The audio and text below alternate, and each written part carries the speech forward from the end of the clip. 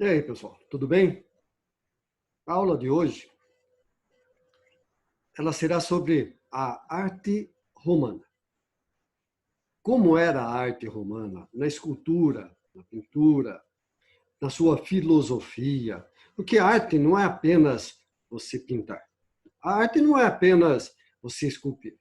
Na realidade, a arte engloba várias atividades, desde musicais, desde escultura, pintura. Como era a arte romana, né? Como era a sua, como que nós vamos chamar? Como que era a vida do romano na época em que eles viviam? Como é que era naquele tempo? O que que eles tinham de pensamento? O que que eles tinham de diferente daquilo que nós vivemos hoje, né? É claro que o mundo mudou automaticamente. Daqui um dia, daqui um mês, daqui um ano, as coisas também serão diferentes. Não é diferente também com relação ao nosso passado. A arte romana se classifica dentro da chamada arte clássica, né? Que vai ser muito usada no renascimento cultural. Então, automaticamente, essa arte, como era então a arte na escultura? Para os romanos, a escultura era sempre para o real. Nunca, ou quase nunca, para o imaginário. Quando se fazia uma escultura, o corpo, muitas vezes, o corpo da escultura podia não ser o corpo daquele homem ou daquela mulher, mas normalmente a face era. Era sempre usado um retrato para conduzir a escultura. Ou seja, eles faziam o uso máximo do real da pessoa a ser moldada. Então, quando a gente vê alguma escultura romana, pensem mais ou menos assim, totalmente diferente da grega. A romana era quase que um autorretrato da pessoa que eles queriam imaginar esculpir. Então, essa era a maneira da escultura para os romanos. E na pintura? Dentro da pintura, os romanos usaram muito o alto relevo, ou seja, é uma parede ou uma escultura onde se projeta à frente mais da metade da distância do fundo natural da obra. Ou seja, tem um fundo, automaticamente tem um relevo. E muitos desses relevos, dessas maneiras de se fazer as coisas, retratavam normalmente as grandes vitórias do Império Romano, né? E a arte romana na pintura, além das pinturas nas paredes e desse alto relevo, eles sempre primavam pelo detalhe e pela perfeição. Principalmente, como eu disse, retratando vitórias, conquistas e grandes eventos. Sempre era dessa forma que eles tentavam fazer a sua arte. Então, a arte era para se agradar, a arte era para olhar e gostar, mas principalmente eventos, vitórias, conquistas das coisas que eles tinham conseguido. Então, algumas imagens, vamos colocar aí algumas imagens para que vocês possam visualizar e automaticamente ter uma ideia de como era aí a escultura, né? O corpo podia não ser aquilo que a gente imaginava que fosse o corpo daquele centurião, daquele imperador ou daquela pessoa, mas o rosto da pessoa normalmente era o real, ou quase dentro do real. Então, se a gente vê uma escultura dessa, provavelmente o rosto dessa pessoa é o rosto de quem ele estava sendo representado, do imperador, de um general ou de uma pessoa importante, né? A mesma coisa é com relação à mulher. Apesar de ter muitos traços gregos, mas na realidade o romano, a escultura romana, ela primava pelo autorretrato, ou seja, o mais real possível, não o imaginário, né? E na pintura? Dê uma olhada na pintura que nós temos com relação ao ao estilo romano na pintura, né? Muito colorido, bastante colorido, e principalmente com detalhes, mais detalhes da vida cotidiana, das festas, da grandeza do Império Romano, principalmente sempre ilustrando as virtudes do cidadão ou do Império Romano. E aqui é o alto relevo, né? Como que eram confeccionadas o alto relevo? Se vocês pensarem bem, é uma pilastra, e nessa pilastra são várias esculturas minúsculas ou grandes. Pode ver que tem um fundo, mas ela tem uma projeção para a frente. É como se fosse uma terceira dimensão, né? Trabalho em terceira dimensão. Era dessa forma que os romanos vislumbravam as suas conquistas, faziam das suas vitórias alguma virtude para agradar. Então, quando eles pediam para um escultor, eles pediam a autenticidade máxima daquilo que eles estavam ou que eles haviam feito, né? Então, para o romano, o mais importante era mostrar a grandeza, né? Tanto na escultura quanto na pintura. Mas os romanos não ficaram só na pintura, na escultura, né? No teatro. Também teve a filosofia romana, né? Apesar de não ter sido nenhuma corrente muito grande de pensamento, porque eles praticamente pegaram a sua filosofia e, dentro da sua filosofia, eles foram buscar as ideias, a ideologia filosófica dos gregos, né? E principalmente a filosofia helenística, né? Influenciada pelo estoísmo, inspirada na indiferença à dor, na indiferença a todos os bens. E também a filosofia romana era muito voltada para o epicurismo, que é o aconselhamento à busca de verdadeiros prazeres corporais e espirituais. É o hedonismo, né? É o hedonismo dos gregos. Então, esses valores, dentro da filosofia romana, eles buscaram muito da ideia dos gregos, mas não deixou de ter alguns filósofos importantes dentro do Império Romano, né? Os mais importantes dentro da filosofia, o Sêneca, que foi professor do imperador Nero, Epíteto, que era um escravo, mas foi um grande filósofo, e Marco Aurélio, que foi o imperador de Roma. Então, esses são os nomes mais importantes que a gente tem com relação à filosofia dos romanos. Ela não tem grandes expoentes, mas não deixa de ter grandes nomes. Mas quem que são essas figuras? Então, vamos dar mais ou menos uma olhada para a gente ver quem são essas pessoas, né? Onde que estão, como que eram, o que que pensavam, né? Aí, Sêneca, né? O homem vive preocupado em viver muito e não em viver bem. Quando, na realidade, não depende dele o viver muito, mas sim o viver bem. Então, se a gente pensar bem, é uma filosofia muito bonita, profunda, né?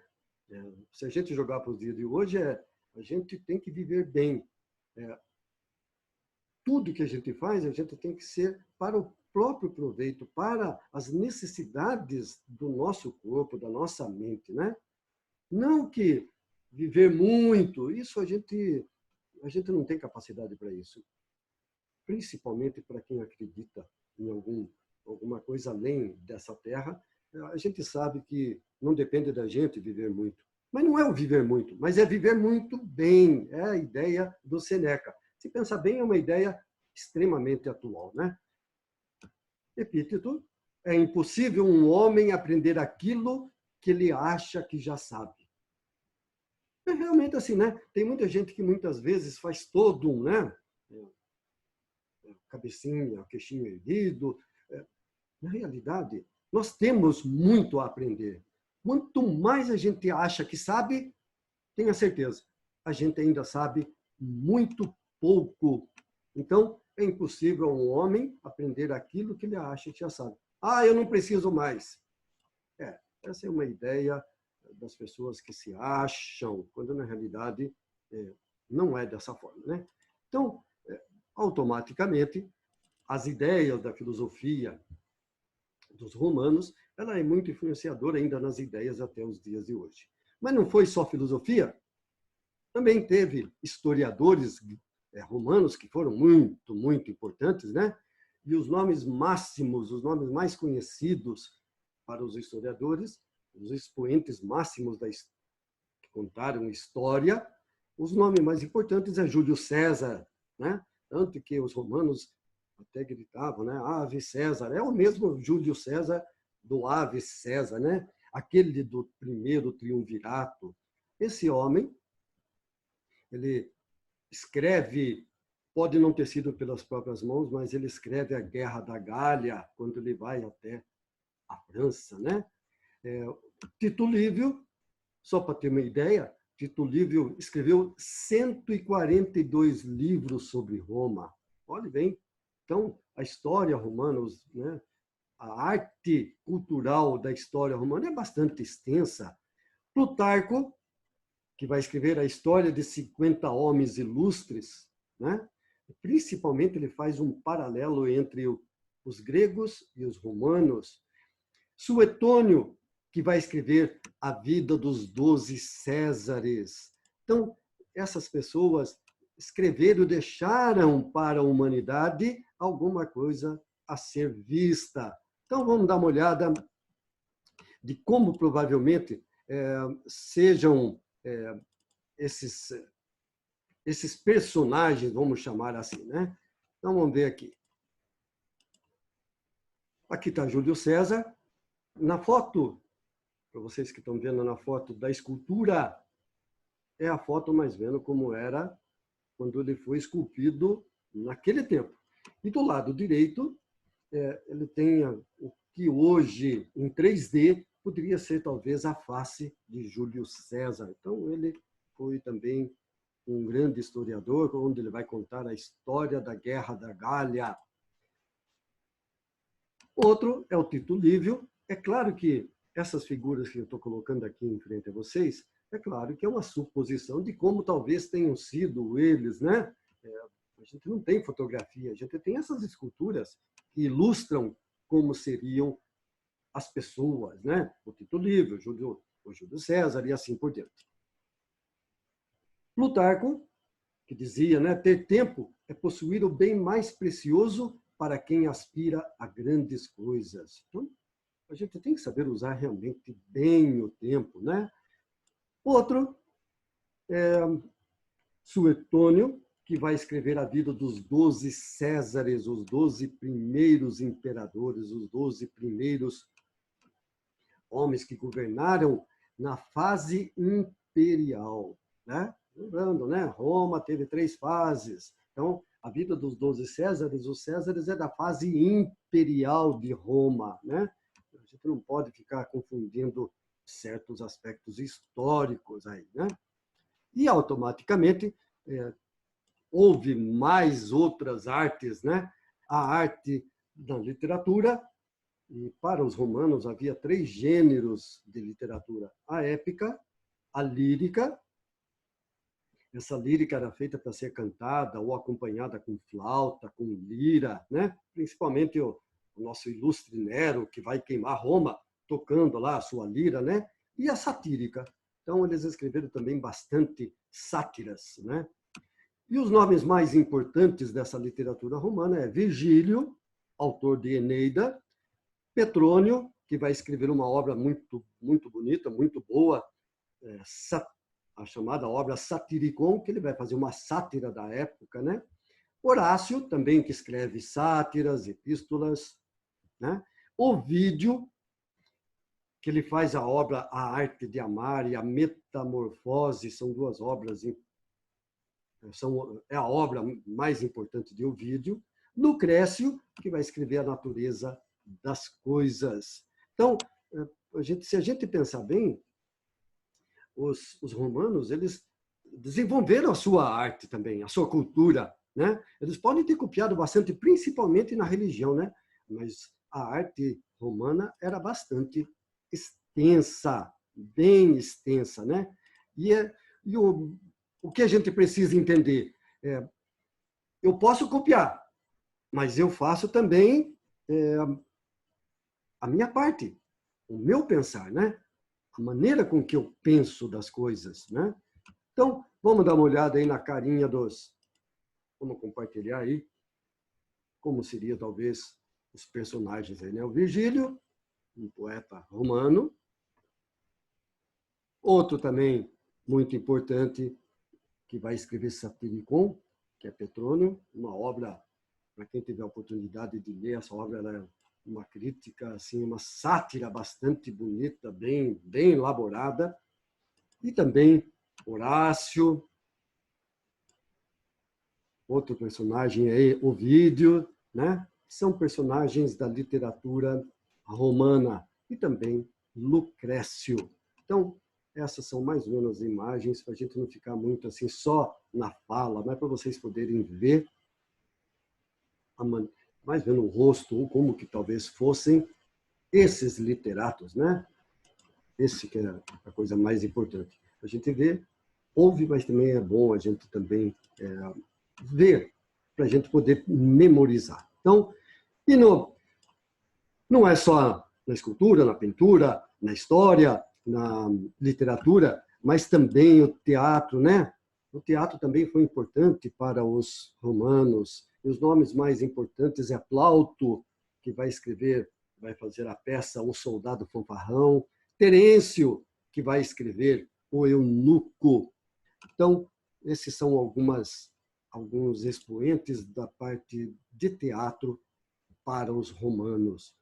Então, vamos compartilhar mais uma vez aí, para a gente poder ver as pessoas, ou pelo menos memorizar um pouco as pessoas, para a gente não... Desculpe.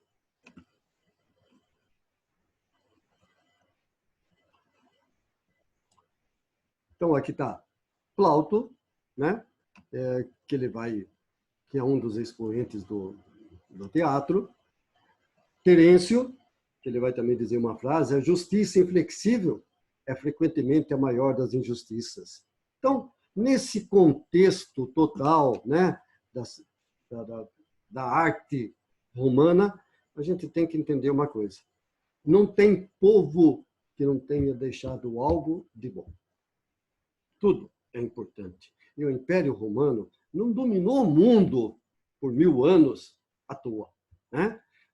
Eles podem ter dominado na força, mas eles deixaram também coisas importantes que são usadas até os dias de hoje.